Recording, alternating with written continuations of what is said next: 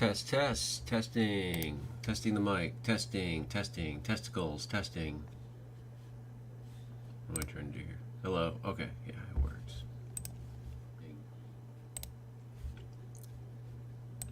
All right, got to keep those brain meats sharp.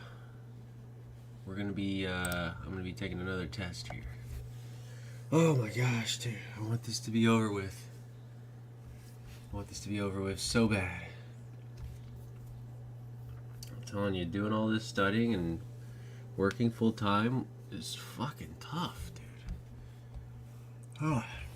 Anyways, we're going to be taking the Comptia Security Plus SY0-701 here. This is a course on Udemy. Let's do it together. If anybody feels like watching, trying to answer some questions themselves. Basically, I'll just go over how I take my exams, and then maybe you guys can pick up on some like test taking tips. You know, how I do process of elimination. Sometimes you don't even have to read a whole question to know what the answer is, you know what I mean? So, little tips and tricks here. And yeah. When you go and first take your Comptia exam, they're going to throw some performance-based questions at you. What you're going to want to do there is just, you know, hit skip, hit skip, hit skip, hit skip, and then just go straight into those multiple choice. Dive right into those multiple choice.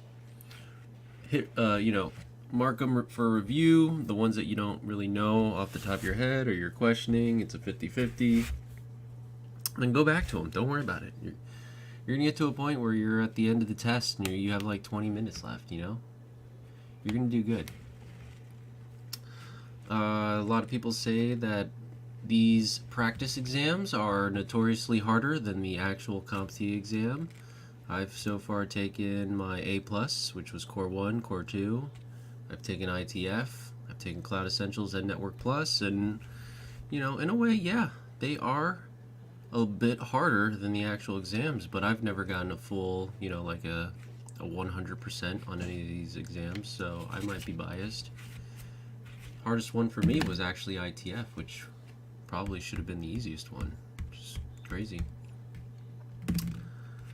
But yeah. What else? What else?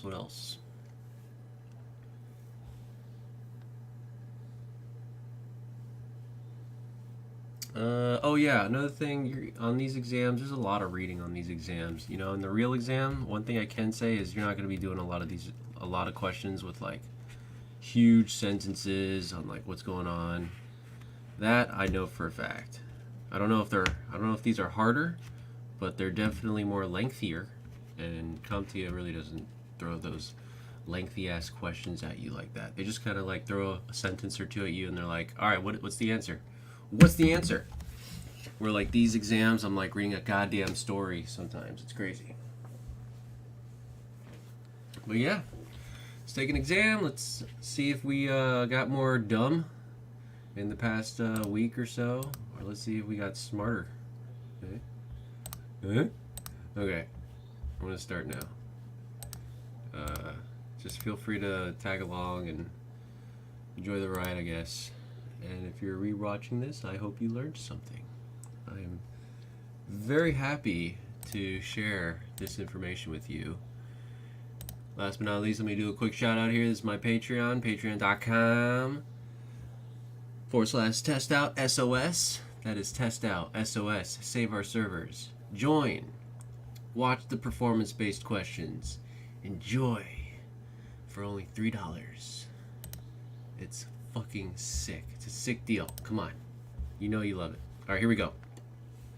Okay. Alright, here we go. And let's go. Alright. What kind of a name is that? LV downloads an app from a website not associated with Apple on his new iPhone. Side loading. There you go. See, I already know it's like something side loading, right? The app offered free games and wallpapers. He installs the app on his mobile device, and it grants it all its permissions it requests. He notices that the app does not work as advertised, and instead displays ads and pop-ups on his device. He also noticed that his device performs device performance and battery life has degraded significantly. What is most likely cause of what kind of a name is that? Sideloading. Malicious update? No. It's he just downloaded something from that wasn't associated with Apple on his new app. So literally just solved in the first sentence right there. Sideloading. Which email security protocol uses cryptographic signatures to verify the authenticity of an email's sender? Cryptographic signatures. I think that's DKIM, domain keys. I think that's all about them signatures. Yeah, going with that one. Might be SPF's security policy framework.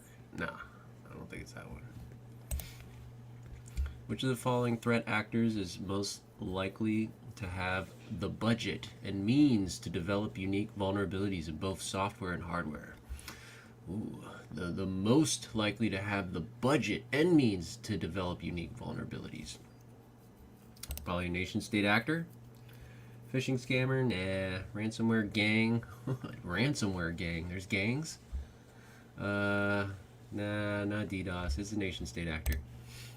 You are a security administrator for a medium-sized enterprise that runs a variety of critical applications on Linux servers. Oh, great. Linux. Well, we got secure Linux on all 4 questions here. The organization has recently experienced several security incidents related to unauthorized access and privilege escalation. As a security administrator, you recommend implementing secure Linux. Security Enhanced Linux, that's what it stands for, to enhance security. Which of the following approaches would be the most effective way to implement secure Linux for the given scenario? Running secure Linux in disabled mode? What? But configuring other security what? Setting secure Linux to permissive mode to allow all actions and generate logs for review. Setting secure Linux to permissive mode to avoid potential compatibility issues with critical applications. Configuring Linux to enforcing mode and regularly reviewing audit logs.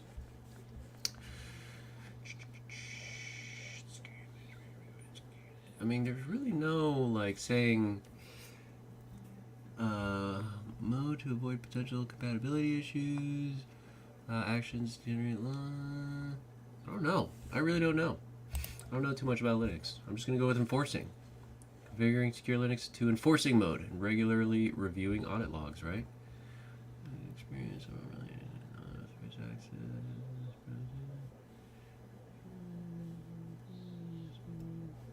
permissive mode. Now there's 2 permissive modes. I wonder if they're trying to give you a little 50-50 hint here. To allow all actions and generate logs, enforcing mode, and I don't know. We'll put a star there to come back to it. Which of the following statements best explains the importance of a SIEM? A SIEM is a security solution that uses a combination of tools to provide a more complete view of an organization's security posture. SIEM is a firewall technology that analyzes network traffic, and SIEM is a network protocol used for secure data SIEM is an intrusion detection system that monitors and analyzes network traffic for potentially security breaches. I like this one. That one sounds better, even though there's a little typo here. Which of the following best describes the primary objective of external compliance reporting? External compliance reporting. To report compliance status to the public and stakeholders. To request acknowledgement from data subjects for compliance purposes. To share compliance information with the organization's management or to conduct audits for compliance purposes. Objective of external compliance reporting.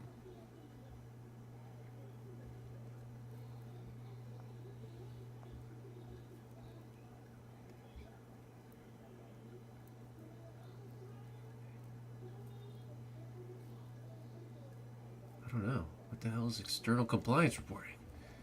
To conduct audits for compliance purposes, to report compliance statuses to public and stakeholders.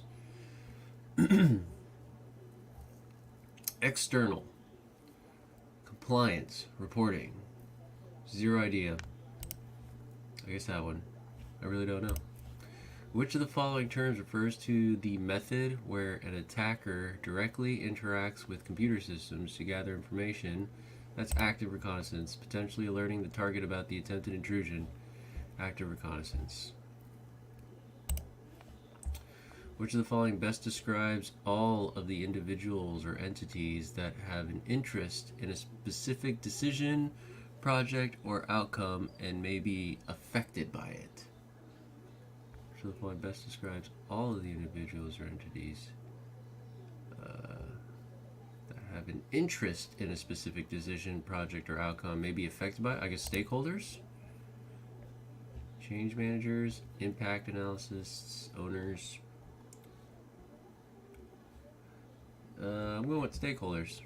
Also, I want to put a star here. We'll come back to that one. Which of the following is a type of unsecure wireless network that uses short-range radio waves to connect devices without encryption or authentication? I guess, is that Bluetooth? It's not cellular. Short-range radio wave. Short-range. I don't think it's Wi-Fi. It's definitely not Ethernet. I guess we're going Bluetooth. Which of the following best explains the purpose of SNMPs? SNMP is a firewall technology that inspects network traffic. SNMP is a security protocol used to encrypt network traffic. SNMP is a network protocol that enables the sending and receiving alerts about. Ooh, I like that one. SNMP is an intrusion detection system that monitors and we're going with this one. System network management protocols. That one sounds nice. Hanny, hey, what's up, Hanny? Security analyst is investigating a malware incident and finds that the malware was placed on the computers several weeks ago. Okay. At midnight last night, the malware released a virus on 4 servers, which spread throughout the organization's computers. Okay, we got kind of a logic bomb happening, maybe a worm. The CEO has discovered a message from a former employee saying that he had left a surprise for the company. What? Which of the following types of malware is most likely involved in this incident? That's a logic bomb. At midnight last night, the malware released a virus on 4 servers, which spread through the organization's computers. I mean, it is kind of a worm, but I think the whole idea of like leaving a surprise for the company, he kind of timed it. He left, and then it logic bombed all over their faces. So we're going with logic bomb. Watch it be worm. Son of a bitch.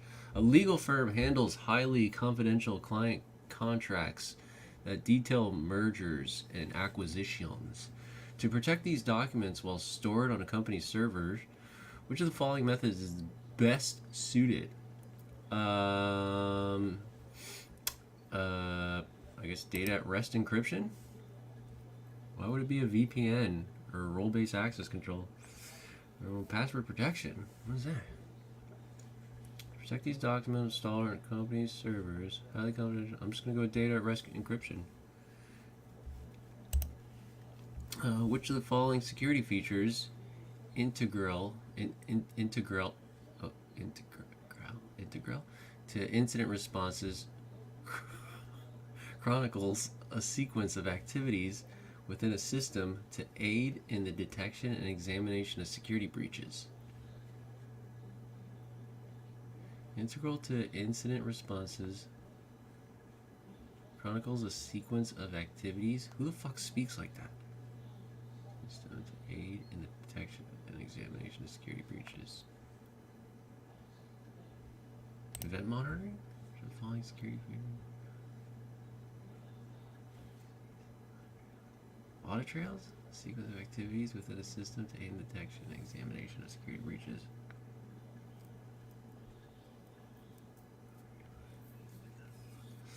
Man, some of these questions are just dumb. Global Star Computing has experienced a number of breaches in the past few months. They want to get one software system that will integrate many protections, including application aware filtering.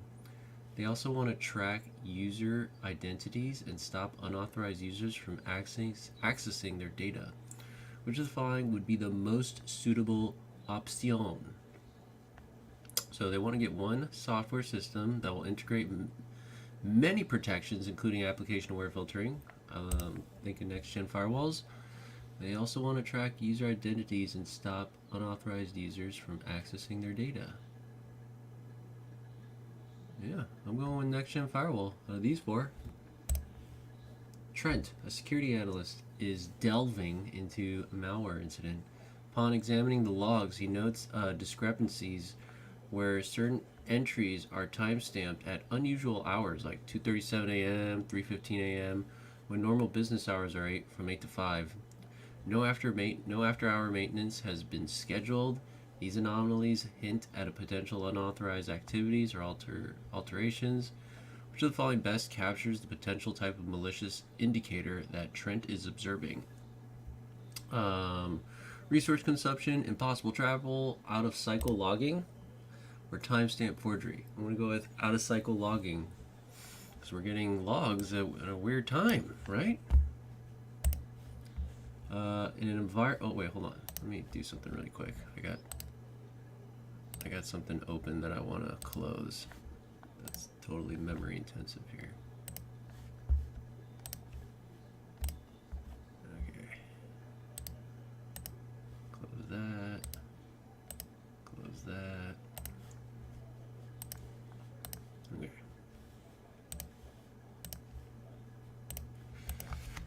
In an environment utilizing industrial control systems, which of the following aspects is critical to assess, given that certain components might not allow modifications for security improvements?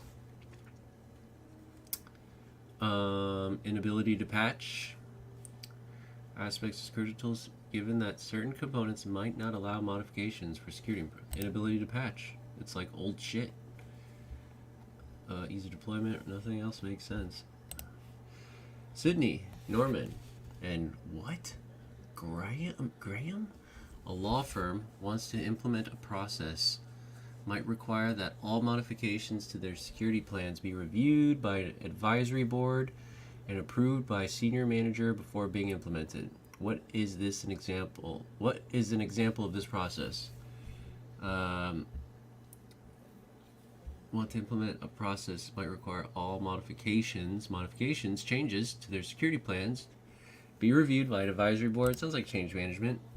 Not a backup plan, impact plan, change management. You receive a text message from your bank asking you to confirm your account details and PIN by clicking on a link. It's a smishing. The message looks legitimate, but you are suspicious. What type of attack might be is an example of. This is smishing. Wait, we said text, right? Or did they call? Text message. Yeah, okay. Kelly Innovations LLC is collaborating with an external cybersecurity firm for a penetration testing exercise. After identifying critical weaknesses in their web applications, which action is essential for the cybersecurity firm to undertake before concluding the exercise? Training Kelly Innovations employees on cybersecurity best practices, delivering a detailed penetration test report to Kelly Innovations, implementing immediate patches for identified vulnerabilities, or deploying a firewall on Kelly Innovations web servers. Well, I kind of like these two in the middle here. So which one do we pick? After identifying critical weaknesses in their web applications, which action is essential for the cybersecurity firm, external cybersecurity firm, so we're talking about our service here, to undertake before concluding the exercise? That would be delivering a detailed penetration test to the Kelly Innovations people. Which of the following threat actors is most likely to be motivated by revenge? Let's see. Oh, it's not me. It's not the unskilled hacker. Probably like an ethical hacker. Oh, maybe an insider threat motivated by revenge. Maybe someone got fired and they want to destroy the company that fired them. Took away their money. Ethical hacker. Yeah, I'm going with an insider threat. What element of backup strategies involves making data available where it is needed? Wait, what? What element of backup strategy involves making data available where it is needed? I guess replication? It's needed over there, so let's replicate it and put it over there, right? During a change management meeting, Lisa, a project manager, is presenting the impact of a proposed change on various departments. She also gathers feedback from representatives of those departments to ensure all viewpoints are considered. Which of the following terms best describes the representatives from the various departments? Approval process, backup plans, stakeholders, maintenance window. So, project manager presenting an impact of a proposed change on various departments. She also gathers feedback from representatives of those departments to ensure all viewpoints are considered. I guess they're stakeholders, right? Approval process, backup plan, and maintenance window. Which of the following terms best describes the representatives from the various departments? This is the only one that sounds like a noun, right? I guess we'll go to that one. Which of the following consequences of a data breach can lead to long-term loss of stakeholder trust and stakeholders approval process backup plan? Yeah, I'm still going to say long-term loss of stakeholder trust and potentially result in diminished customer loyalty. That would be reputational damage. Son of a bitch. Neon Weaving wants to install bollards and a fence to improve security at their factory. Which of the following types of security controls are bollards and fences? Those are physical. Bollards and fences, physical. Enrique was validating the integrity of files in the company's database when he came across two distinct files that, surprisingly, had the same cryptographic hash value. Sounds like a collision. Cryptographic collisions. See how I just stopped reading right there? You kind of figure out what the answers are? Well, let's see. Let's keep going. Understanding the implementations, Enrique immediately escalated the situation, realizing this could be a potential vulnerability in the hashing algorithm in use. Which of the following best describes the anomaly Enrique found in Kelly Innovations LLC's file signature? Cryptographic collision. Hash extension attack. Time memory trade-off. No, it's none of those. Which of the following best emphasizes why maintaining a chain of custody pivotal in digital forensics investigation? So a chain of custody is all about the integrity of the data, the evidence. So it provides legal teams with a roadmap for case strategy? No. Determines the relevance of evidence to the case? It allocates budgetary no. It ensures the integrity and authenticity of evidence. It's that one. After remedying a previously identified vulnerability in their systems, Kelly Innovations LLC wants to ensure that the remediation steps were successful. Which of the following the best which of the following the best method that involves examining related systems and network logs to enhance the vulnerability report validation process? Okay, well this is all fucked up and I gotta reread it. After removing approved vulnerability in the system, ensure that the remediation was successful. The following is the best method that involves examining related systems and network logs to enhance the vulnerability report validation process. Reviewing event logs, rescanning, threat modeling, patch management. I kind of like this one. It just sounds fancy. It sounds nice. It sounds like something I should be memorizing.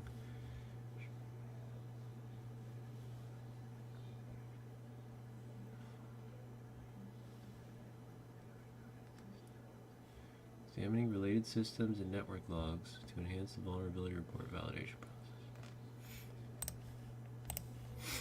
Dan receives an email from a software company. The email explains that the company will no longer make the IoT sensors Dan uses in his line of upscale grills. Stop reading for a second. I feel like I might know the answer. Unsecure software, end of life vulnerability. It's probably that one. Legacy vulnerability. unsecure hardware. The email further states that security patches will still be produced. Ooh. What type of vulnerability should Dan plan to deal with as a result? So now we got legacy or end of life. So they're no longer going to make the IoT sensors that Dan is using, but security patches will still be produced. So we are approaching legacy vulnerability. When it's end of life, that's it. There's no more patches. But if it's legacy vulnerability, maybe there's a patch. We just don't make it anymore? I don't know. These two always kind of confuse me. End of life and legacy. I think it's legacy, though. Will no longer make the IoT sensors Dan used in his upskill grid. The email further states that security patches will still be produced.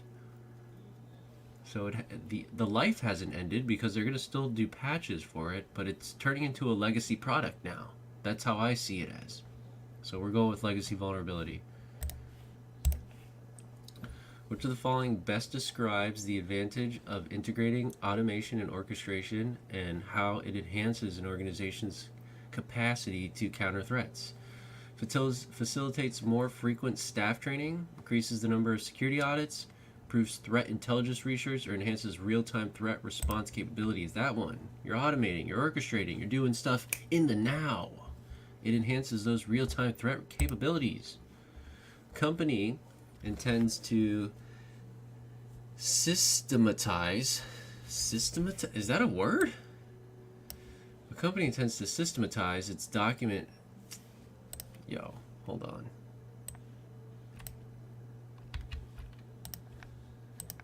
Is that really a word? I've never said Systematize. I've never said that word in my entire life, dude. Systematize? Okay. Company intends to systematize its document access in a way that email marketing teams would only be able to access and edit marketing related documents. Ooh, sounds like permission restrictions. Whereas the finance team could only access the financial documents. Oh, that might be segmentation. What should the company implement to achieve this? Permission restrictions, access and edit. So it's either segmentation or permissions restrictions. I'm going to go with segmentation though. Permissions restrictions. Permission restrictions. You will only be able to access and edit. For all the marketing team doesn't know that financial team has their own financial documents because they're segmented. I'm going to go with segmentation. One evening, Mega, a database administrator for Kelly Innovations LLC, was alerted to suspicious activity on a company's website. She noticed an unusually high volume of search inquiries, but instead of a typical search terms, these entries contain characters such as equal signs and %20s and ors, and maybe it's a SQL injection. Megan also observed that right after these odd search queries, the server logs displayed unscheduled database retrievals that exposed employee details. Which of the following best identifies this type of attack that Megan witnessed? SQL injection. That is an SQL injection, baby. Jenny, a newly hired sales representative, has been granted access to view customer records, but is unable to modify, delete, or add new ones. Only managers and the IT department have the ability to make changes to these records and maintain data integrity. Which principle is the organization applying? That would probably be principles of least privileged. Might be mandatory access control. Let's see, because a new sales rep has been granted access to view customer records, but is unable to modify, delete, or add new ones.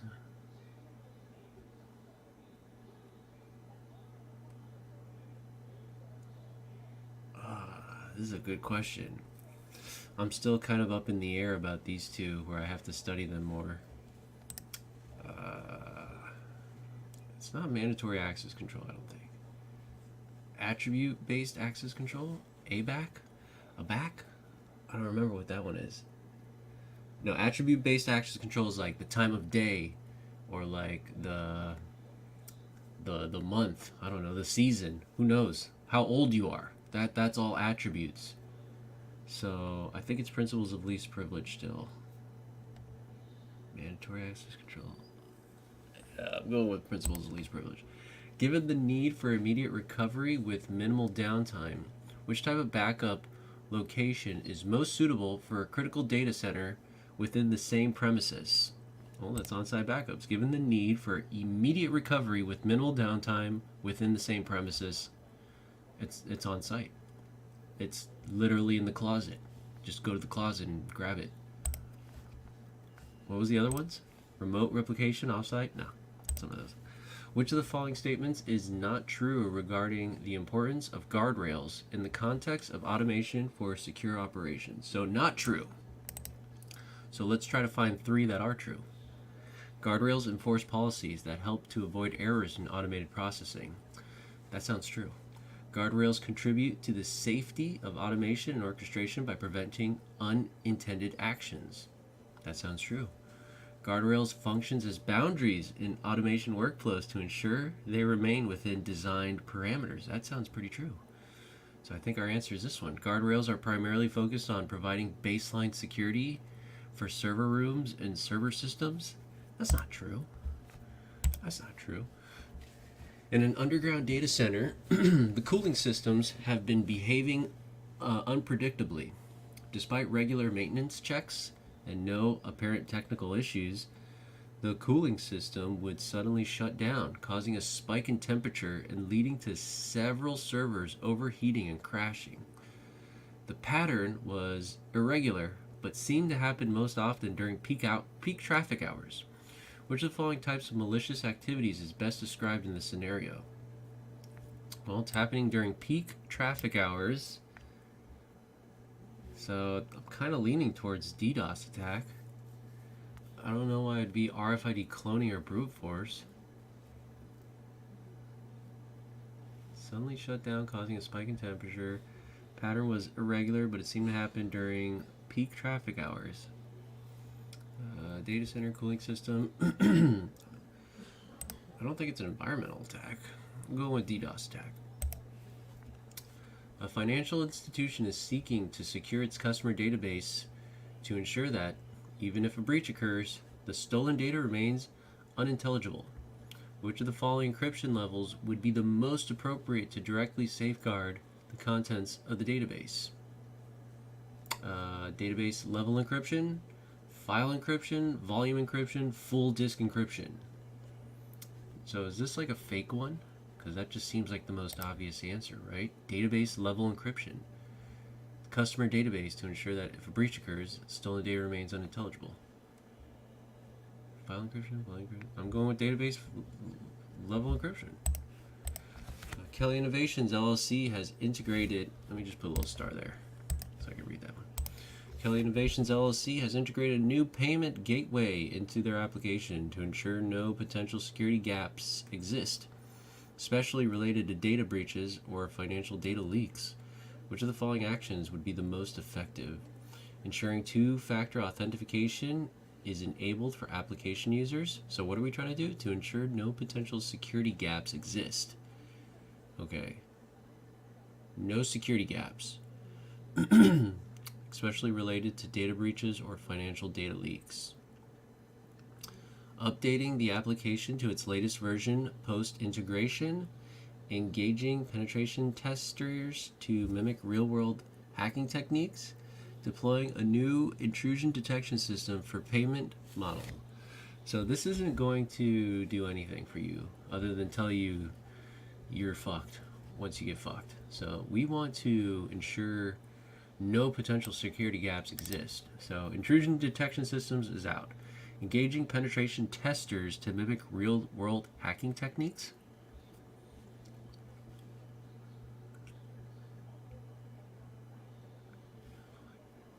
I mean, maybe. Hire penetration testers and they give you a little bit of a report of where to fix things. Updating the application to its latest version post integration. Integrate a new payment gateway into. I mean, yeah, that one kind of makes sense too, right? To ensure no potential security. Data breaches or financial data leaks. Data breaches. A data breach sounds like an attack. Financial data leaks sound like like there was an attack surface. Sharing two-factor authentication? Nah, it's not that one, or it's not this one. It's either one of these two. And I'm kind of leaning towards the penetration testers. Which of the following actions would be the most effective to ensure no potential security gaps exist? Okay, maybe it's that one. I'm going with that one. You are the security administrator for a large nonprofit organization with multiple departments and diverse security requirements. Okay. The organization has faced challenges in managing security settings and configurations on individual computers. Okay. To improve security and streamline management, you decide to implement group policy in the Windows Active Directory environment.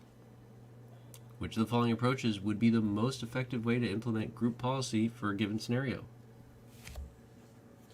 Creating a single comprehensive group policy object with all security settings applied uniformly across all departments and computers. I mean, I kind of like that one. That one sounds great. The organization has faced challenges in managing security settings and configurations on individual computers. Designing multiple GPOs, each tailored to a specific security requirement of individual departments and applying them accordingly. That one sounds pretty good too. Configuring on individual computers. Because this computer is different than that computer. Implementing group policy preferences to enforce security settings, allowing end users to mount. Designing GPOs so that each has no more than 5 users, so that monitoring the members of each group is. I don't like that one. I like both of these, but this one kind of sounds like it's talking about individual computers. Each tailored to specific security requirements of individual departments and applying them accordingly. This one just sounds like like one and done. Everybody's the same. This one's talking about multiple departments and diverse security requirements. So it's this one. It's this one right here. Final answer. The educated frying pan, a cooking app, sends sensitive customer data by concealing it within a recipe file so that customers' data is not visible. What? That's steganography. Those sons of bitches, those clever little chefs. Which of the following statements best describes the importance of compensating controls in vulnerability management? Compensating, that's when something fails and then the backup is compensating. So compensating controls are designed to provide companies methods for not mitigating vulnerabilities. That's not true.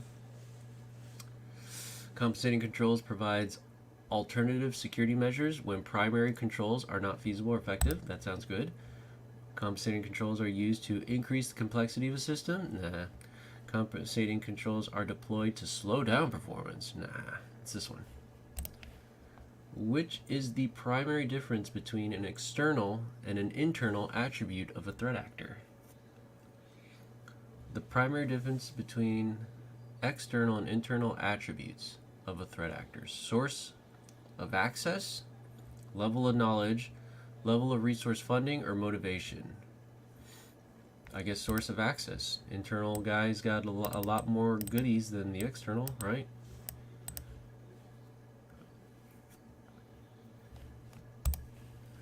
You are a security analyst tasked with investigating a suspected security breach on your organization's network. You decide to examine the network logs. Which of the following pieces of information would be most valuable in these logs to investigate the incident? Specific traffic details of the suspected breach time, total data transfers for the past month, information about the type of devices connected to the network over the last month, A list of the most frequently visited external websites.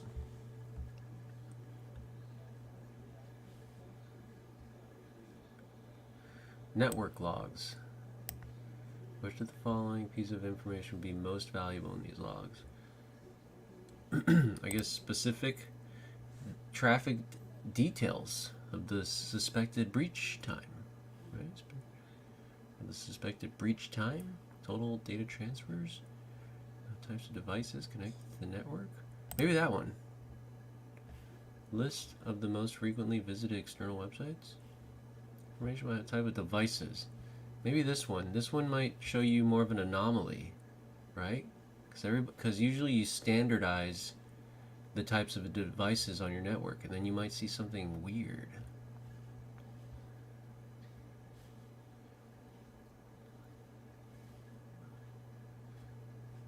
Specific traffic details of the suspected breach time. But specific traffic details sounds cool too.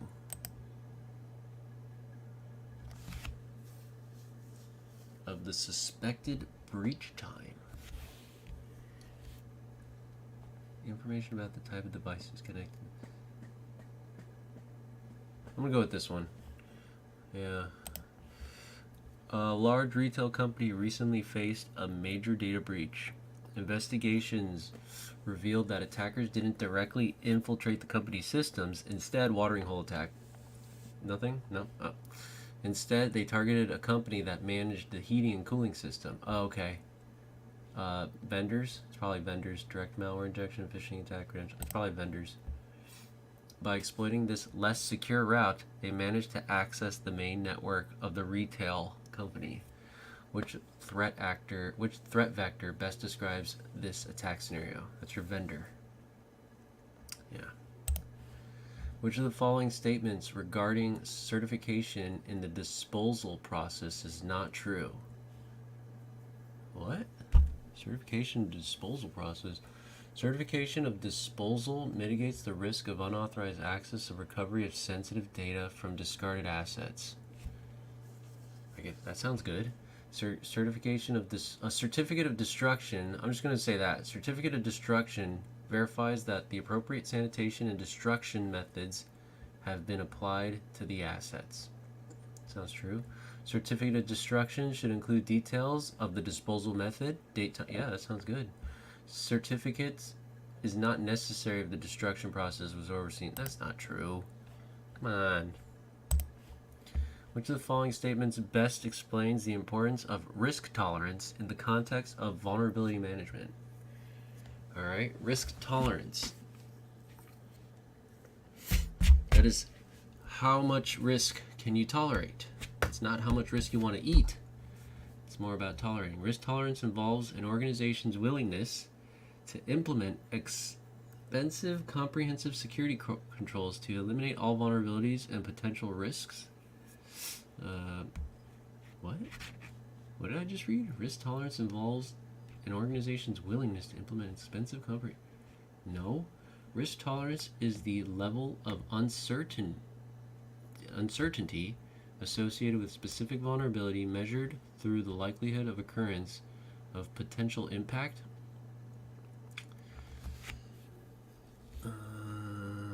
Let me get back to that one. Risk tolerance is the practice of conducting regular vulnerability scans and penetration tests to identify and remediate security weaknesses. No. Risk tolerance refers to an organization's willingness to accept the potential impact of a vulnerability and its associated risks without mitigating them. That would be, yeah, I think that's risk tolerance. Maybe that's risk acceptance. Risk tolerance is the level of uncertainty associated with a specific vulnerability measured through the likelihood of occurrence and potential impact. No, I think it's this one. Risk tolerance refers to an organization's willingness to accept potential impact. We're willing to tolerate this much risk, is what I'm getting at. Which of the following practices is primarily concerned with organizing, categorizing, and managing the life cycle of stored data in order to meet compliance requirements and maximize its value to the organization? Hold on.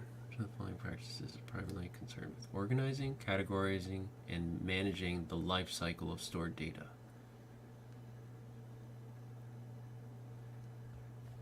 I feel like it's attestation.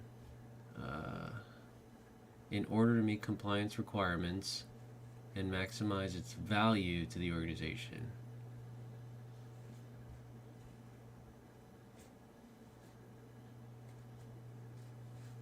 Organizing, categorizing, and managing. Dude, am I doing good here? I got 50 minutes left.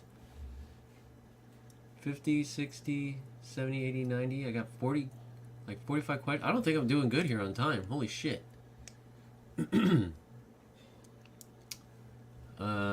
And this one, let's see, which of the following practices is primarily concerned with organizing, categorizing, and managing the life cycle of stored data in order to meet compliance requirements and maximize its value to the organization? Data inventory and retention.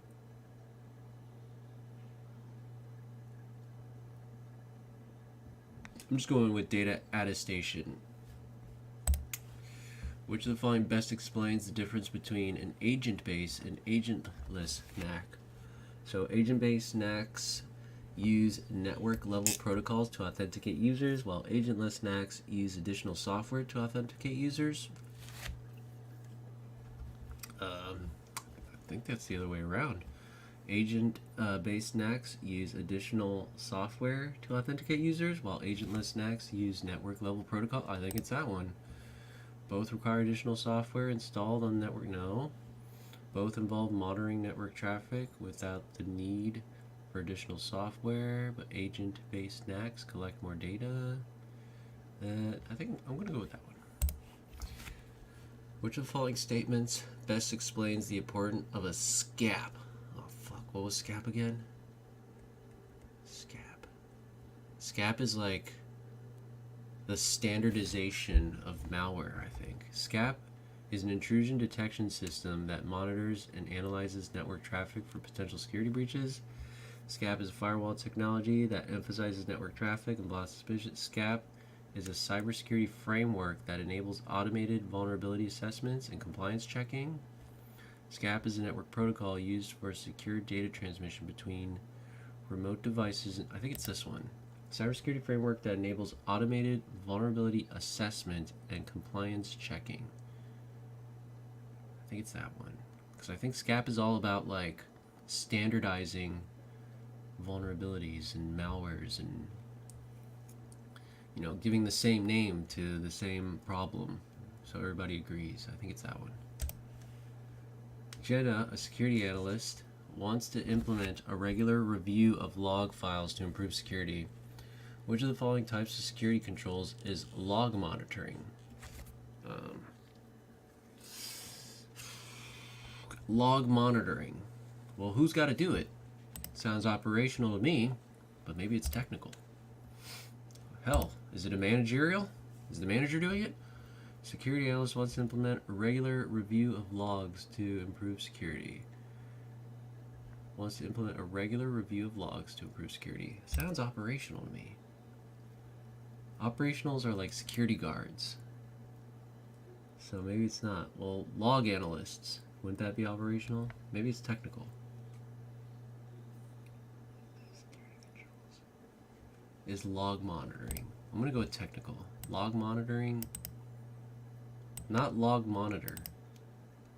But log monitoring is technical, I think. Which of the following is a type of race condition that occurs when a process verifies the state or value of a resource before using it, but another process changes in between? Well, it's either time of check or time of use. So a process verifies the state of the value of a resource before using it, but another process changes it in between.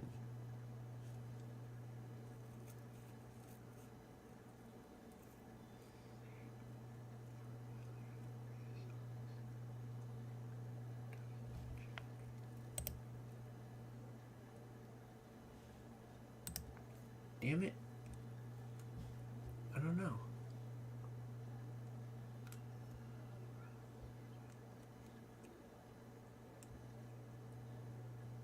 I'm gonna go with time of check. Wait, but another process changes in between. I'm gonna go with time of check. Which of the following best defines the term that represents the expected number of times a risk event will occur within a 1-year period? That would be the annual rate of occurrence, ARO.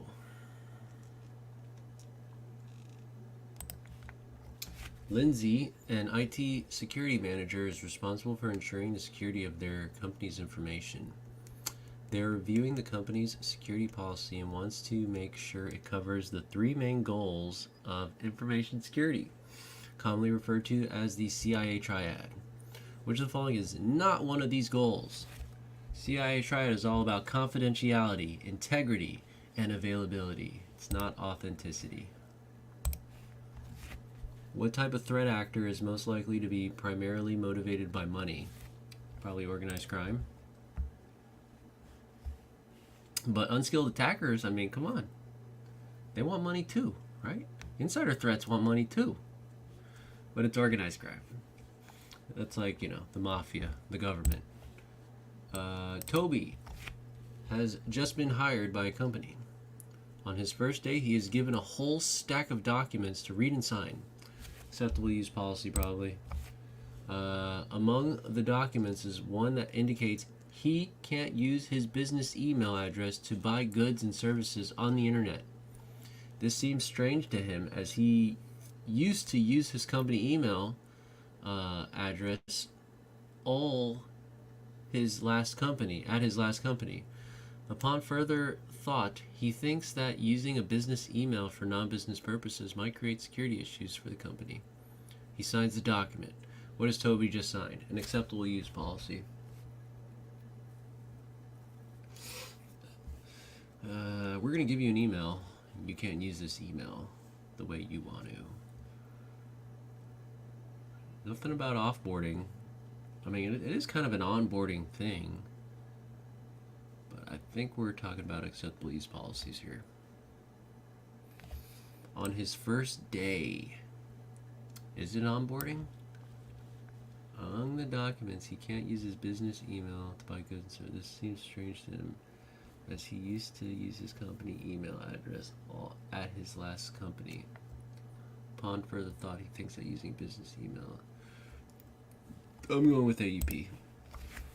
John, a senior executive at Dion Training Solutions, accessed his corporate email from New York at 10 a.m.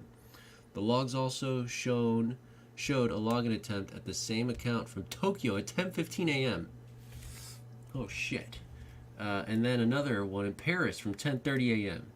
The IT team at Dion Training Solutions grew concerned about this activity. Which of the following statements best describes the activity related to John's account? Multi-factor authentication fails, detection of impossible travel. It's that one. How do you go from New York to Tokyo to Paris? All within 10 minutes. 15 minutes. It's crazy. Constance, is that a name? Constance is logging into their bank account online. The website makes sure that that's a female name, Constance, that she has the correct username and password. This is an example of which common method for authenticating people. I mean, location based? No. Biometric? No. Knowledge based? Yeah. Possession based? No. An attacker is infiltrating a network to gain political secrets, indicating they may be supported by a foreign government. Oh shit. State actor. Which type of threat actor is this individual most likely representing? It's a state actor. Foreign government. It can't be a competitor. I swear if it's a competitor, I would be so pissed off. You are the security administrator for a cloud-based infrastructure that hosts critical applications and sensitive data. To ensure security and reduce the risk of unauthorized access, you decide to implement just-in-time permissions. Yes. Which of the following statements best describes the purpose and benefit of just-in-time permissions in this scenario? Just-in-time permissions provide users with access to resources and data only when needed for a limited time, reducing the exposure to potential threats. Just-in-time permissions automatically revoke access for users after a set period, ensuring they must reapply for access regularly. Ooh, I like that one too. Just-in-time permissions grant users permanent access. Well, it's not that one. And just-in-time permissions allow users to escalate their privileges instantly through a set of templates and disk images, preventing making mistakes. Or I don't like that one either. It's one of these two.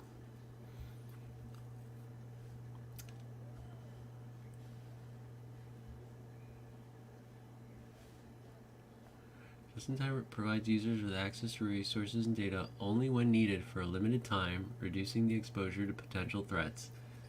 Automatically revoke access for users after a set period, ensuring they must reapply for access regularly. Man. They both kind of sound the same to me. I'm going to go with this one, the first one. Which technique in high availability involves distributing network or application traffic across a number of servers to enhance the performance and reliability of applications?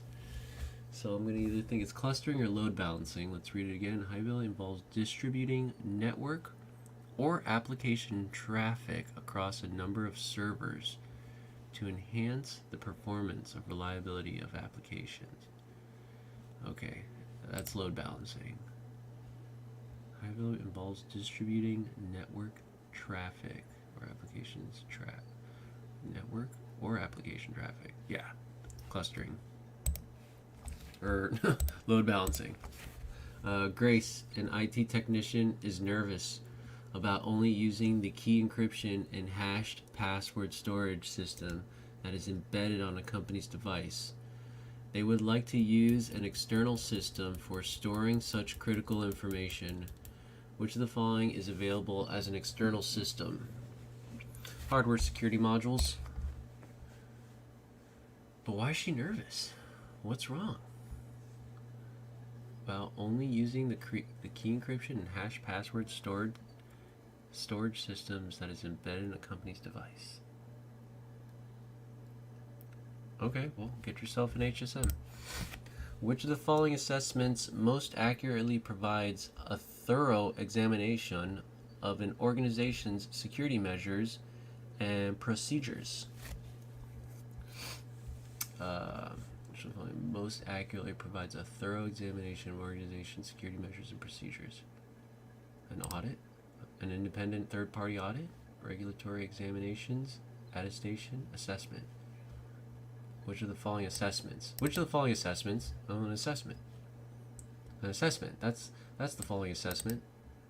Most accurately provides a thorough examination of an organization's security measures and procedures.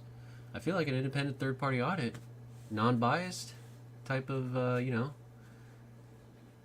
be good. Regulatory examinations. Regulatory examination. I guess, I don't know. I don't know why these stupid questions always stump me. I'm going to go with this one, though. Independent third-party audit. At Dion Training, Susan recently joined the IT department. On her first day, Reed handed her a document outlining the company's best practices, security procedures, and the expected behavior regarding company data and assets. Which of the following resources did Reed provide to Susan to ensure she understands the organization's security stance? Like a policy handbook, operational security, situational awareness, and cyber threat. Yeah, policy handbook. What is the measure of the potential financial loss associated with a specific risk event? What is the measure of a potential financial loss? A single loss expectancy. Everything else doesn't make sense. When evaluating different architecture models, which of the following factors is most crucial to consider in terms of compute considerations for security optimization? Wait, what? When evaluating different architecture models, which of the following factors is most crucial to consider in terms of compute considerations for security optimization? So compute considerations: cost effective of the service, resource allocation and scalability, geographical distribution, deployment frequency of instances.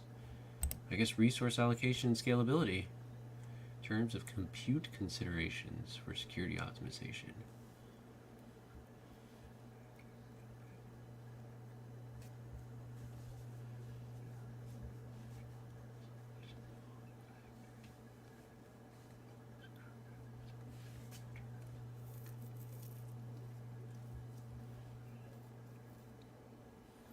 deployment frequency of instances.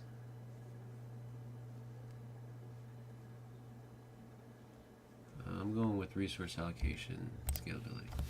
Which of the following techniques would be most suitable for a developer at the end training to ensure user passwords once transformed cannot be reverted back to their original form?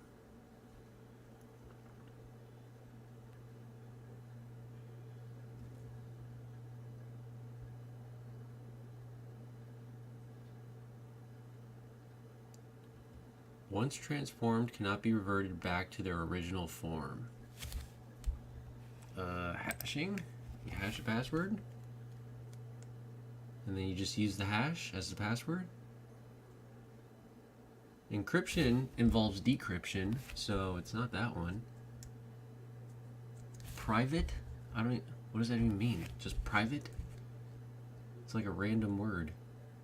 Once transformed cannot be reverted. And then tokenization. I don't think tokenization fits here. I'm going with hashing. The risk management team at that Technologies is conducting a comprehensive analysis of potential risks to their business operations. They want to assess the potential consequences of identified risks to make informed decisions about risk mitigation strategies. What process are they engaged in?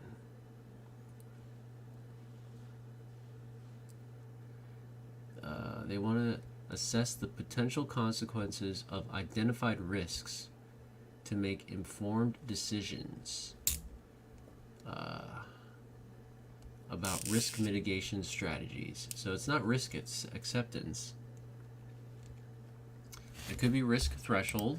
They're trying to create a threshold. So they want to see how much they can handle. They want to assess potential consequences of identified risks and make informed decisions about risk mitigation strategies. Business impact analysis.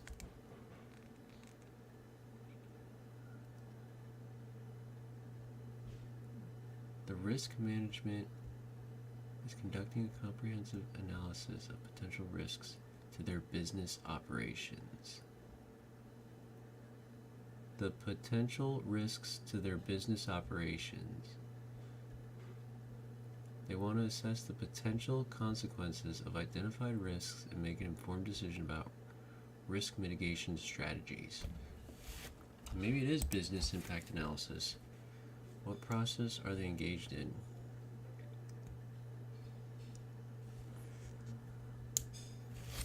Business pack analysis. Which of the following terms refers to the scenario where a potentially harmful or malicious event goes undetected by a system or tool, resulting in no alert or action being taken? That would be a false negative. That would say that's not harmful, but it was harmful, so false negative. Before providing access to a new cloud-based application, a company verifies the authenticity of its employees by asking them a series of knowledge-based questions, checking their government-issued IDs, and validating their current employment status. This is a process of identity proofing, access delegation, two-factor authentication, or account recovery. Well, I guess it's identity proofing. Right?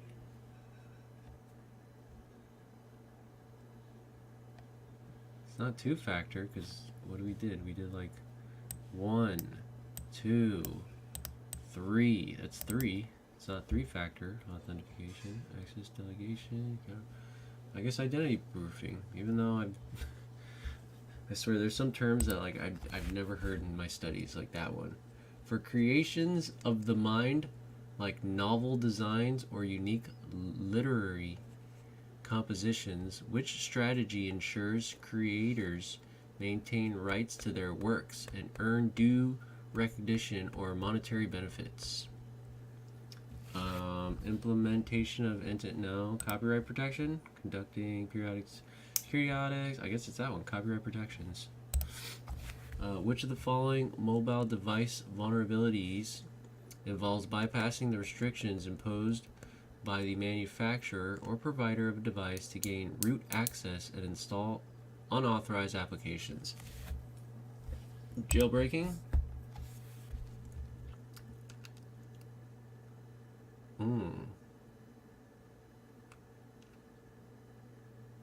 Sideloading, SIM swapping, or jailbreaking. Oh, I think it's jailbreaking.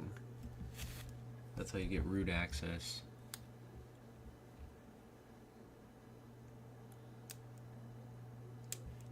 Man, this one's got me thinking about that first question that I did about sideloading and jailbreaking. I might go back to that one. At Dion Training, a new initiative has been implemented to enhance operational security awareness among its staff. As part of this initiative, all employees must attend a series of training sessions. Which of the following topics should the training cover to ensure employees understand their role in maintaining operational security?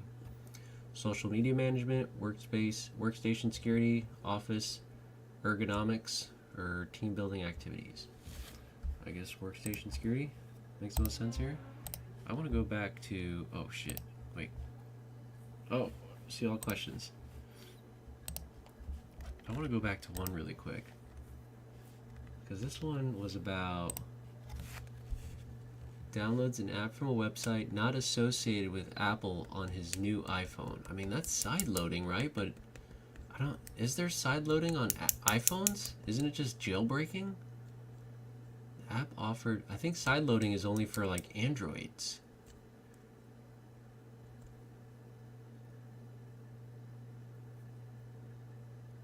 Downloads an app from a website not associated with Apple on his new iPhones. Okay, I don't know. I think it's sideloading.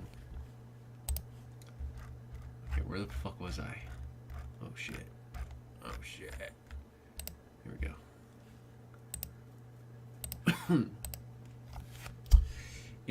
Is this where I left off?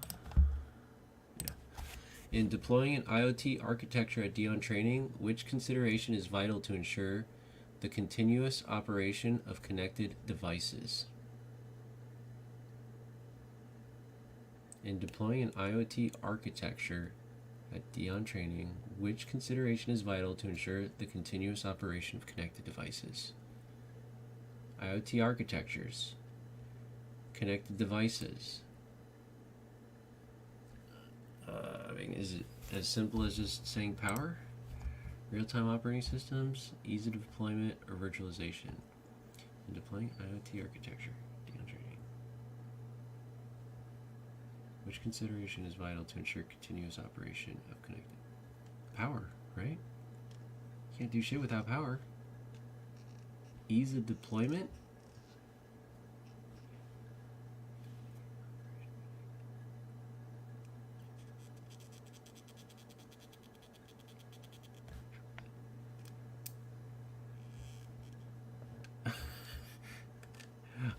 I feel like it's not power, but maybe it is. Ease of deployment? I'm going power, whatever. Which of the following approaches ensures real-time or near real-time duplication of data to a secondary location for purposes like high availability, disaster recovery, and load balancing? Snapshots. Snapshots, baby.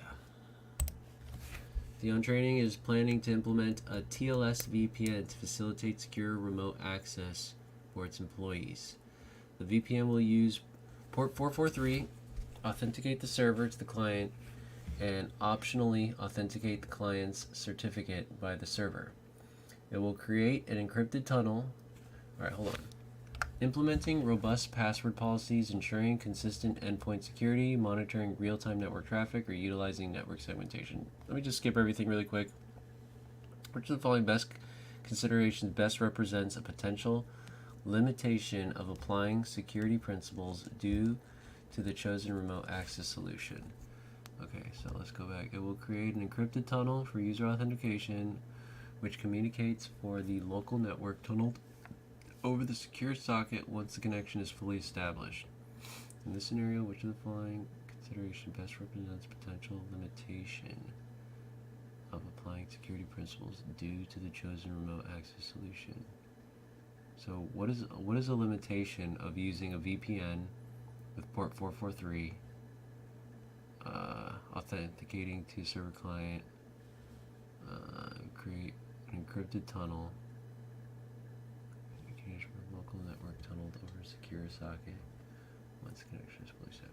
Implementing robust password policies, ensuring consistent endpoint security, monitoring real-time network traffic, or utilizing network segmentation.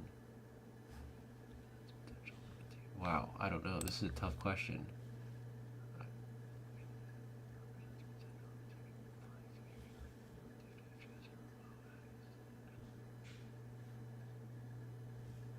A potential limitation of VPNs.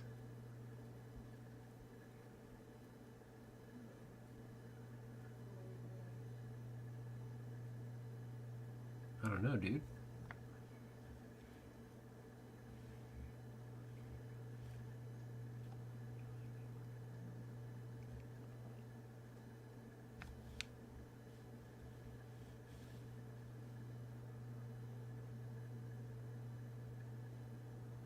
And optionally authenticate the client's certificate by the server.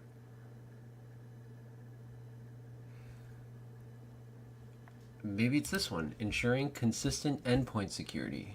I think that's like saying, what if the computer that's trying to remote in using VPN is compromised? You know, maybe the guy at home has a busted up computer with viruses on it, and now he's gonna use our VPN. I think it's that one, ensuring consistent endpoint security, because that's an endpoint. Whoever's trying to use the VPN, that's their endpoint, so it's got to be that one. Bayside Enterprises is entering into a partnership with a new vendor to provide IT infrastructure services. They want to have a memorandum of agreement and a vendor relationship. What is the purpose of an MOA? To define the terms of a partnership between organizations, to establish the rules of engagement, security assessments? No. To outline the specific services to be provided? No.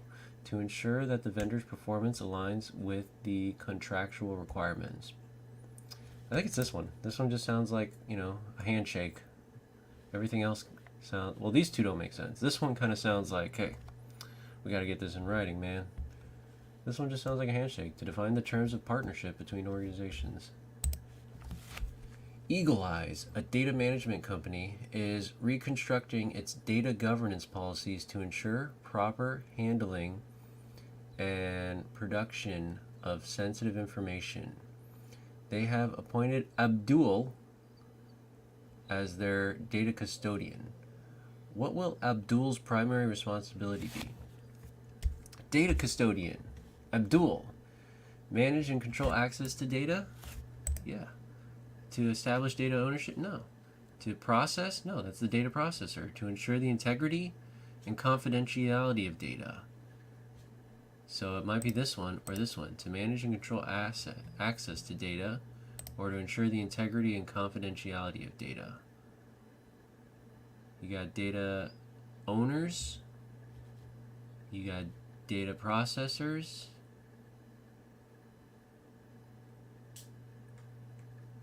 I guess data managers would manage, so I think it's this one, to ensure integrity and confidentiality.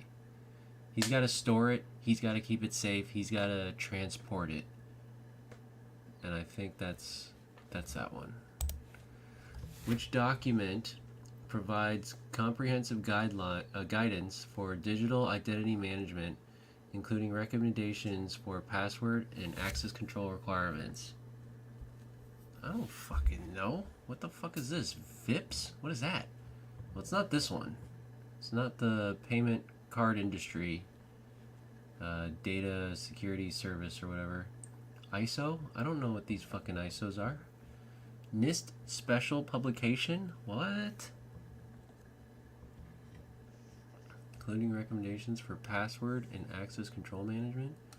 Comprehensive guidance for digital identity management. Dude, I have no idea. I'm gonna go with NIST. NIST! You are an IT security manager for an enterprise. Here, let me put a star on that one. I guess I should review it in some manner. You are an IT security manager for an enterprise that deals with sensitive customer information and intellectual property. The organization is concerned about data loss through email and removable storage devices. As a security manager, you recommend implementing a DLP solution to enhance security. Which of the following configurations would be the most effective way to implement DLP for a given scenario? Using the DLP solution solely for monitoring purposes without implementing any preventive measures. That sounds dumb. Configuring the DLP solution to scan all outbound emails and files leaving the organization for sensitive information. That sounds good. Implementing DLP on endpoints with a focus on monitoring and preventing data transfers between internal users. No. Organizations concerned about data loss through email and removable storage devices. Enabling DLP solution to block all email attachments and USB storage devices to prevent data leakage. I think it's that one. This one only covers the emails. The process of regularly applying updates to software and systems to fix known vulnerabilities and improve security is best defined by which term? Patching.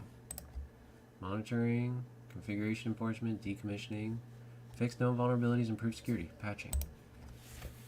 You are a security administrator for a large organization that allows internet access to employees for work-related tasks. The organization is concerned about malware infections from employees accessing malicious websites. Okay, malware infections from employees. As a security administrator, you recommend using reputation-based web filtering to enhance security. Which of the following approaches would be the most effective way to use reputation-based web filtering? Installing a local web filtering appliance that uses static URL filtering to block malicious websites, enabling a deny list approach to block access to specific known malicious websites. That's impossible, dude. Utilizing a cloud-based web filtering service that blocks access to websites with bad reputation, implementing an allow list approach to allow access to only pre-approved websites. That also sounds impossible. How are you going to limit somebody's use on the internet in that manner? That list would be ridiculously big, whether it's a deny or allow. So installing a local web filtering appliance that uses static URL filtering to block malicious websites. This one sounds like the one I would pay for. Utilizing a cloud-based web filtering service that blocks access to websites with bad reputation. So somewhere out there is selling me a service where they've already gone through this shit and they already know which websites have bad reputations. Installing a local web filtering appliance that uses static URL filtering to block I can't paint the picture of this one in my head, so I'm just gonna go with this one. I mean, that one sounds good. When using reputation-based web filtering allows internet access employees. Like, let's say if you worked at a school, right, and you want to stop students from going to like porn websites, you're not just gonna be like, oh, I'm gonna block every single porn website out there. No, you're gonna like hire a service like this one. Installing the local web filtering appliance. I don't know what this one means, dude. I'm just gonna go with the cloud service one. Jason, a CTO at Dion Training Solutions, wants to standardize and simplify the web filtering solutions currently in use across the organization's various branches. He also hopes to have a consolidated view of web traffic reports. Which of the following would best meet Jason's needs? Adopting a cloud-based storage solution, deploying local firewalls at each branch, increasing the frequency of software updates, or implementing a centralized proxy, which is that one. I like that one. Web filtering solutions, hopes to have consolidated view of web traffic reports. That's proxy, baby. It's gotta be. Light Fantastic, a lamp manufacturer, has a factory that is in a floodplain. They have purchased additional flood insurance. Which of the following methods of dealing with the risk has the company used? That would be risk transference. Not mitigation or avoidance, it's transference. Which of the following terms describes a risk evaluation method that operates without interpretation to provide real-time data, allowing organizations to rapidly detect and respond to emerging threats? Which of the following terms describes a risk evaluation method that operates without interpretation?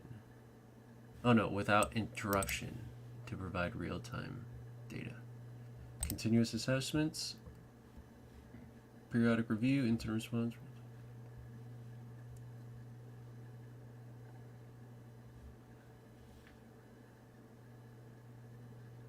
I'm going to go with continuous assessments.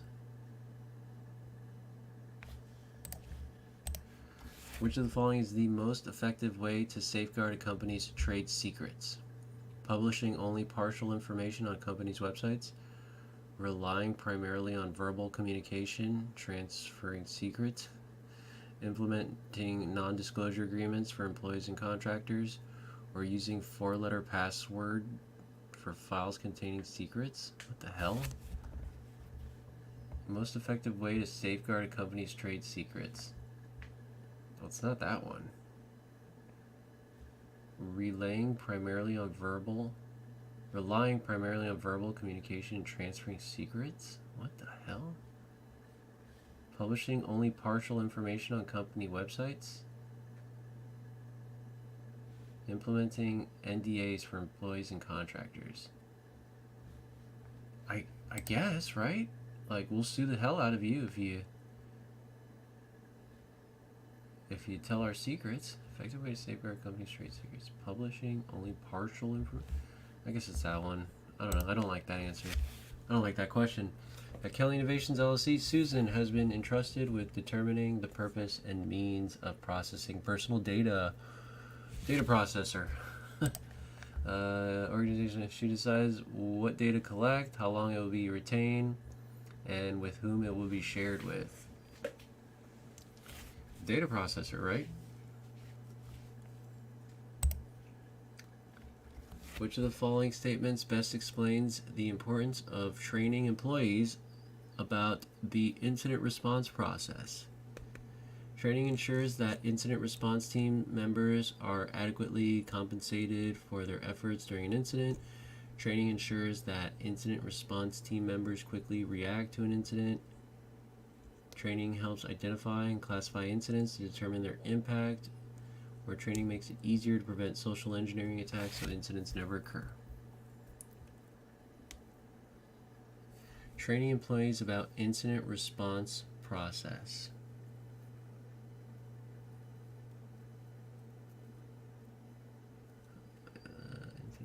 Well, an incident has happened, so I kind of like that one. Training ensures that incident response team members quickly react to an incident. I also kind of like that one. These two don't make sense. Ensures that incident response team members quickly react to an incident. Importance of training employees about incident response process. I guess that one.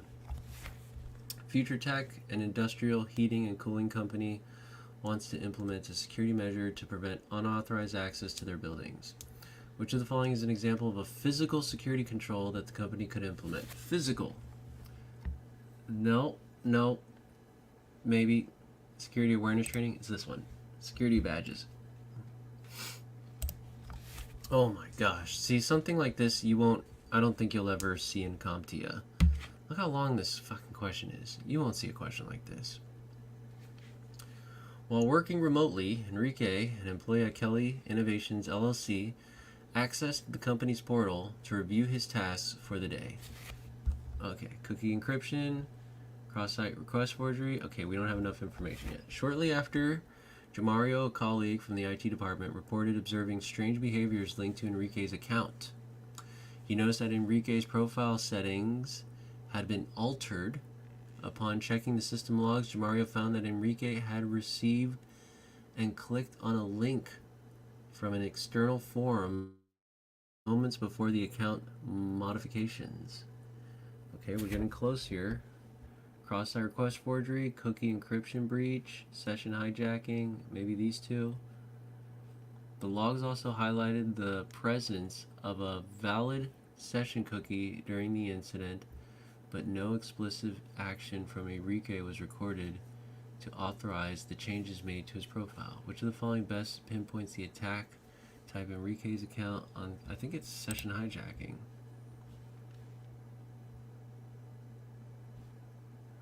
Cross-site request forgery. Clicked on a link. External forms.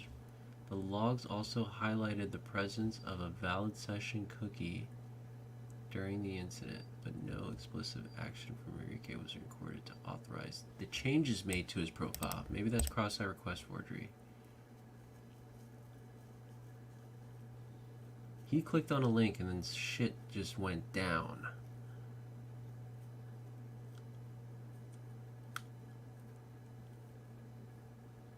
I think I'm going to go with cross-site request forgery. C-Surf. Horizon Security, a cybersecurity training company, experienced a data breach due to a vendor's negligence. This breach led to a significant loss of sensitive customer information and damage to the company's reputation. What type of consequence is Horizon most likely to face? Well, it led to significant loss of sensitive customer information and damage to a company's reputation. I mean, I guess reputational damage. Due to vendor's negligence, the breach had a significant loss of sensitive customer information. I think it's just reputational damage. Which of the following is a collection of standards to provide secure tunneling? Oh, you fucker. Dude, I keep forgetting some of this stuff, like SASE. What was SASE again? I think it's EAP. Provide secure tunneling. Which of the following is a collection of standards? But what was SASE again? I forgot what SASE meant. Alright, I'm just gonna finish this test. I don't feel like I did good, to be honest. Did I skip any? Let me see. Nah, we're good. I don't feel like I did good, but if I got somewhere in the 70s, I'll be happy. Just no 60s. Oh, I got an 86. Not bad. I thought I would have did worse, dude. An 86 is pretty good. Look at me. Only two away from a 90. I would have passed if I got two more right. Oh, I guess I did pretty good on my guessing, because I didn't really feel that good on some of these questions, dude. Let's see which ones I got wrong. We'll highlight those so anybody rewatching can kind of see what I got wrong. It was audit trails. Okay, whatever. Like, I don't know, dude. Threat modeling. Damn it. I was so certain it was threat modeling. But nope. Here is the... Oh, what's up? Interferon. Recon. Dude, what's up? I didn't know you were here, bro. My bad. I was just totally in the moment on my test taking. What's good, dude? Oh, I see you were trying to guess some of these too. Dark Boy, what's good? We got an 86. I mean, that's not that bad, you know? But, yeah, well. I guess some of my guessing was pretty good. So this one, I'm just going to highlight all the wrong ones I got. If y'all want to just, like, rewatch it, pause it, see why I was wrong. Obviously, everything else was right, so... Holy cow. Damn it, see, it was permission restrictions, but I was thinking too deep and thinking it was segmentation. This one was an environmental attack, apparently. What was this one about again? Despite regular maintenance checks, no technical, the cooling systems would suddenly shut down, causing a spike in temperatures. Oh, you know what? Yeah, environmental attacks would make sense during peak traffic hours, because now you're dealing with like humidity, and you're dealing with like your hot and cold aisles are all fucked up. So yeah, I guess it was an environmental attack. Targets the physical environment where the systems operate. Yeah. Damn.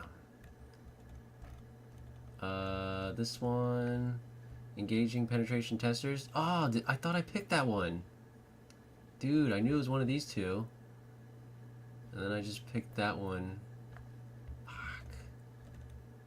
Fuck. Data inventory and retention, whatever. That one I don't know. That's a whatever one. See, dude, I knew it was either technical or operational, and then I always picked the wrong one, dude. Sounds technical to me, but yeah, I guess. See, if it said which of the following types of security controls is a log monitor, maybe I would have picked operational, but log monitoring, like in itself, not really the person who does it, that's why I picked technical. Oh, it wasn't snapshots? Ensures real-time or near real-time duplication of data to a secondary location. Dude, I thought snapshots was like the most realist of real. Replication involves creating copies of data in real time or near real time to another location. Snapshots capture the state of a system at a specific point in time. Oh. Damn, that was a dumb one. Dude, I should have got a 90 on this one. That was a dumb mistake. This one, to manage control. Ah, fuck. This was the one about Abdul being a data custodian. I always get the same ones wrong, dude. This one. What? This was the wrong one? See, it was this one, bro. Configuring the DLP solution to scan all outbound emails and files leaving the organization for sensitive information. But what about the external hard drive that they mention here? Through email and removable storage devices. Scan all outbound emails and files? Oh, and files. Motherfuckers. Yeah, because I guess if you copy and paste a file and you try to transfer it over to a secondary drive, it'll say, no, that's not allowed. Dang, they got me. They fucking got me. Oh, fuck, I was confident on this one, dude. And it was fucking controller. Son of a bitch. Oh, it was IPsec. Damn, some of these mistakes were stupid, but I still did pretty good somehow. I mean, 86 is not too bad. Not too bad. Yo, Interferon, how's your hackathon thing going, dude? You're still doing that hackathon thingy?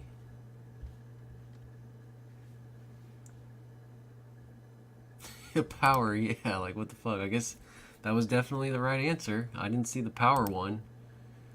Passwords, stupid question. Yeah, there's probably a bunch of stupid questions in here. FIPS? You thought it was FIPS, but I didn't see the FIPS. I didn't see the FIPS. I don't even know what the fuck FIPS is. Lame money racket? What's that mean? Lame money racket.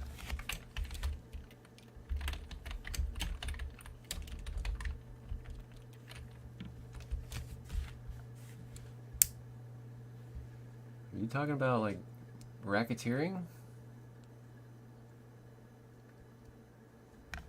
Were you trying to hire me into your organized crime, Mr. Interferon?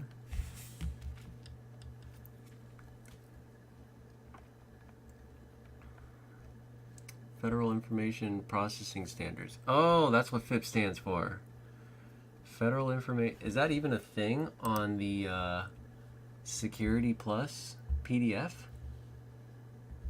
Where's my PDF? Here it is. FIPS even a thing on here? FIPS. Dude, there's no FIPS on the PDF, the exam objectives, not even like the acronyms list. That's why I had no idea what the fuck it was. There's no FIPS on here, dude. I feel like sometimes they throw some like more advanced stuff that you end up learning in like cybersecurity Comptias or whatever the fuck. What are they? Like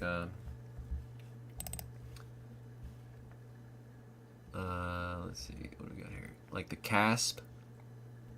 Maybe the CASP or the CYSA. Let's see if FIPS is in this one. CYSA. No? What about CASP? FIPS. No? Pen test? Maybe the pen test Comptia? FIPS? No.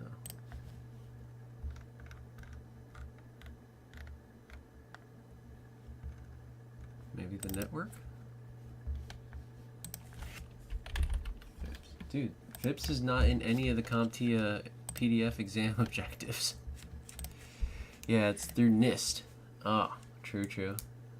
Oh, the competition was lame? Ah, fuck, bro. Who won?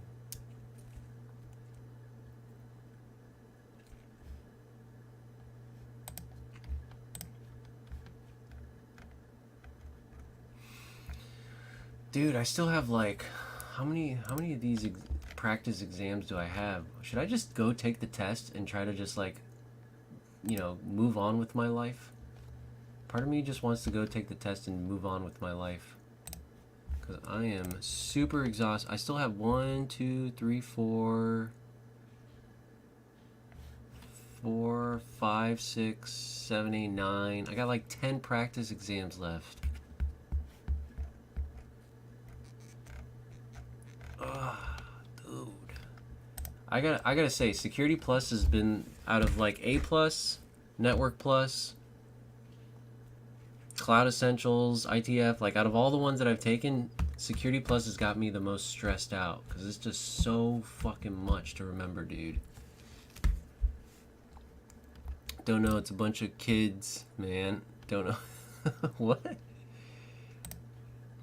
Wait, are you in high school, bro? Was this like a high school competition thing?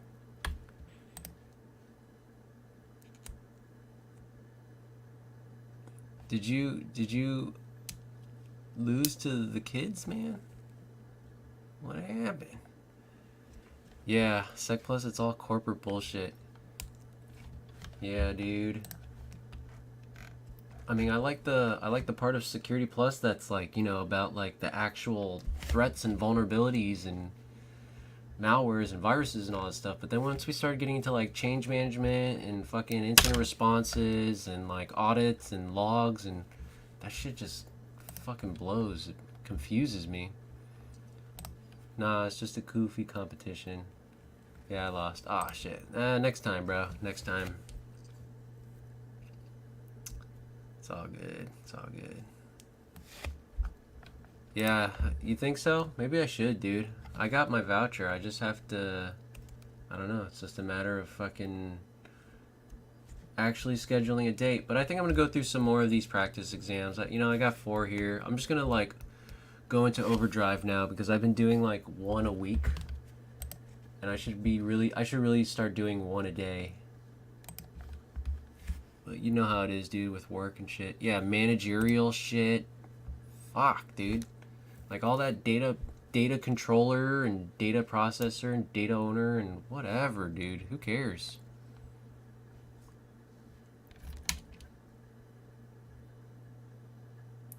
Yeah, hey, not bad. 86. I guess I still got it. That's a good thing. I'm not, like, fucking forgetting stuff. But I should remember... I have to remind myself a few things, like, what was SASE? I totally forgot what that SASE was. And I got the SCAP one right, but I'm going to review that one too. Yeah, dude. Hey, thanks for hanging out, dude, and taking the test. I didn't know you were here, so I was just kind of fucking around, doing my thing. But yeah, bro, can you retake the practice exams? Just rip through them if you can. Yeah, I could. Yeah, I could totally retake them for sure. There's, you know, see how it says attempt 1 failed, 90% required to pass? Like, I could do it again, but I don't usually like retaking exams because now I'm going off of memorization rather than actual study. I like usually taking it once, then going through my wrong answers, and then just learning from them. I literally take 0 notes when I study, dude. I don't like taking notes or writing shit down, really. I just try to memorize everything. Hey, look at what it is. It's the Tanya Z's. What happened? Hey. Hey there, Turbo. Is that really you? Or is that like some sort of fake clone Tanya Z? The notorious Tanya Z gets cloned a lot. Nope, that's you. That's you. What's up, Turbo? It's good to see you. Just, you know, being a nerd, taking my test. But I did good. Look, Tanya. I got an 86. Are you proud of me? Are you proud of me, Tanya? Yeah. I'll probably take another one tomorrow. I kind of want to do all these lives because I do want to share them with people. And, you know, I got like a Patreon going on. That'd be some good content for everybody who's subscribed. Just, you know, some free content for everybody who wants to study. But it's kind of like a double-edged sword if you think about it, because if you watch me do this, then you kind of take away the aspect of you doing it yourself. So you're not testing yourself anymore. You're just watching me take a test. But at the same time, you're learning if you don't want to pay for the test. So it's kind of like a hit and miss. You know what I mean? Like you could definitely just pause the video and take the test when I'm taking the test and test yourself for sure. But you lose that whole like hour and 30 minutes like test environment when you don't take it yourself. That's the give and take. There's a give and take to all this. I am very proud of you. Thank you. Thank you. I got my gold star finally. Yes. Thank you, Tanya. Thank you for the gold star. Too many people giving advice on YouTube and not doing the work. Word. Too many people giving advice on YouTube and not doing the work. What do you mean by that?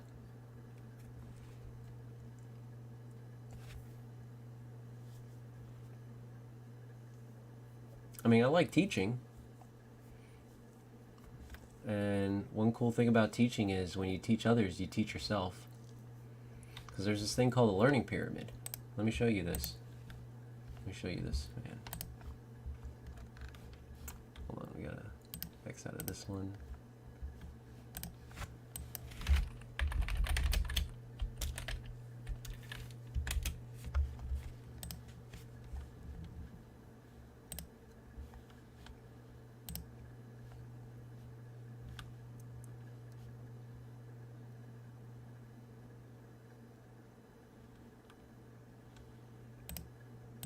Screen share. So I've been living my life by this pyramid right here, the learning pyramid. You retain 90% of the knowledge when you teach others. 75% of it is by practicing, doing it, like taking a test.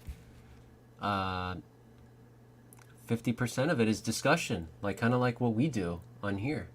We talk about it, we take tests together. Demonstration, kind of like there's those, like my Patreon pretty much, like performance-based, kind of showing off people how I'm doing it. But you gotta remember, this is all me. Audio, visual, reading, and lecture, this is kind of like where people hang out online. Where, you know, you want to watch somebody do it, you know, you want to read about it, or you want to just listen to it. But that's what I like about teaching, is that it kind of teaches myself. I go off of this learning pyramid deal. I just read about that the other day. If you cannot explain it, you don't know it. Yeah, exactly, dude. You gotta explain it. You gotta explain it. Hope you're doing well tonight, both of you. Thank you, Tanya. This is my friend, Interferon Recon. He's a good dude. He's a smart guy. He might be a hacker. He might be after my bitcoins. I'm not too positive just yet. You might be trying to steal my Doge. We'll see. We'll see. Tanya. Yeah, Tanya, you're a little suspicious too. I think you're after my Skitter coins as well. But, you know, you two are cool with me. Alright, I'm out of here. Take it easy, y'all. Interferon Recon, thanks for chilling. You've been here since 9:30. Thanks, bro. Glad you had a little fun. We had my boy Dark Boy. My boy Dark Boy. Hello, sir. Thanks for stopping in, my boy. Tanya, thank you for the gold star. So glad I could make you proud of me. Later. Peace out. Adios, y'all.